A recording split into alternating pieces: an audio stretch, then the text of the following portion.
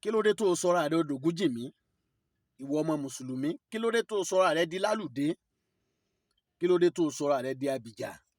ó wá gbójúlógún ò gbójúlé Ọlọ́run ọba tó ṣẹ̀dá tá a fi ń ṣògùn ò gbójúlé ò gbọ́kànlé ò mọ̀ pé òun ló lè yanjú ayé rẹ ìtọ́lọ́run wá dá ló gbójúlé. Jẹ́ kí n sáré gbé ẹ débẹ̀ látẹnu Mọ̀lánà Sheikh Ismail ọmọ Barahama agbára dùà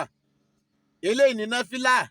tó máa ń sáré sínà oríire fún yàn tí máa ń sínà àrísìkí fún yàn ogun bẹ o tó dẹ̀ jẹ́ tó kọ̀ǹbáàmù ń bẹ ṣùgbọ́n èyí tó dáa jù náà ni wípé má gbójúlé oògùn ju Ọlọ́run rẹ lọ. Eléyìí ní Nafila tí máa ń sínà oríire yàn tí máa ń sáré sínà àrísìkí fún yàn èwo ní jẹ́ pé mi ti dààmú ọ̀rọ̀ ayé mi ò yé mi èwo ní jẹ́ pé mi ti ṣe wàhálà mo lo eléyìí ọ̀rọ̀ ayé òun gan tiẹ̀ wá súyàn kódà ọ̀rọ̀ ayé ẹlòmíín sú débi kó dẹ̀ fẹ́ pokùnso má pokùnso oríire ti dé fún ọ báyìí àṣírí tọ́lọ́hún ó fi sàánù rẹ ni bọ́lọ́hún ò bá ní kó lóró jù. Nafila yẹn méjì ni tó bá fẹ́ yẹn Nafila yẹn dákun farabalẹ̀ kó o máa gbọ́ tó bá fẹ́ yẹn Nafila yẹn rákà méjì mo pè fún ẹ lẹ́yìn tó bá ṣe Fátíà tán kó tó di pé ó forí kanlẹ̀ tó lọ sérí rùkú subhanallahi wa bihamdihi subhanallahil azim 20 ni wàá máa ṣe tó bá forí kanlẹ̀ tó bá rùkú tán subhanallahi wa bihamdihi subhanallahil azim 20 ni wàá ṣe tó bá tún dìde tó sírí pákẹ́ subhanallahi wa bihamdihi subhanallahil azim òun ló máa ṣe o ò ní ṣe subhana rabbiyal azim o ò sì ní ṣe subhana rabbiyal ala gbogbo tó bá ti ń forí kanlẹ̀ tó ń dìde subhanallahi wa bihamdihi subhanallahil azim òun ni wàá mọ̀ sí. tó bá dìde rákẹ̀lẹ̀ kejì tó ṣe Fátíà náà tán súrà tó bá wù ẹ́ ló lè ké sí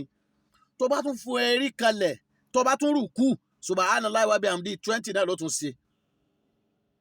tó bá tún forí kanlẹ̀ náà 20 náà ló ṣe lásìràkà tó fi wá dìde tó fi ṣe àtáyá ibẹ̀ ló ti wá béèrè gbogbo tí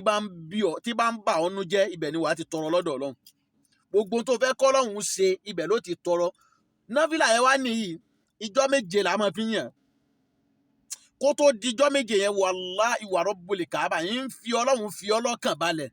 tó o bá lè gbìyànjú Nafila yẹn tí o bá já tí wọn bá tún tẹ̀lé ọ dé bẹ́ẹ̀ torí ẹlòmíì lè gbìyànjú nǹkan lónìí tí ó di lọ́la tí ó ní dákun ẹ tì í sì wá bá mi tẹ́tí ó tún bá lórí ẹ̀ tó o bá jẹ́ kẹ́tì bẹ́ẹ̀ tó o bá gbìyànjú rẹ̀ bí mo ti ṣàlàyé fún ẹ yìí fúnjọ́ méje yẹn ó dá mi lójú lọ́dọ̀ Ọlọ́run ọba tí èdè disappoint yẹn gbogbo tó o bá béèrè lọ́lọ́run ó ṣe fún ẹ lóore dákun ọmọ ìyá mi súnmọ́ Ọlọ́run ju kó o súnmọ́ ogun lọ má sọ̀rọ̀ àrẹ dògún jì mí má sọ̀rọ̀ àrẹ di lálùdé ogun tó o jẹ́ tó o lò látijọ́ yìí náà òòrè yìí tó kọ̀ǹfàmù ọba tó kọ̀ǹfàmù lọ́lọ́run súnmọ́ Ọlọ́run kó lè yanjú ọ̀rọ̀ ayé rẹ̀. Salamu alaikum.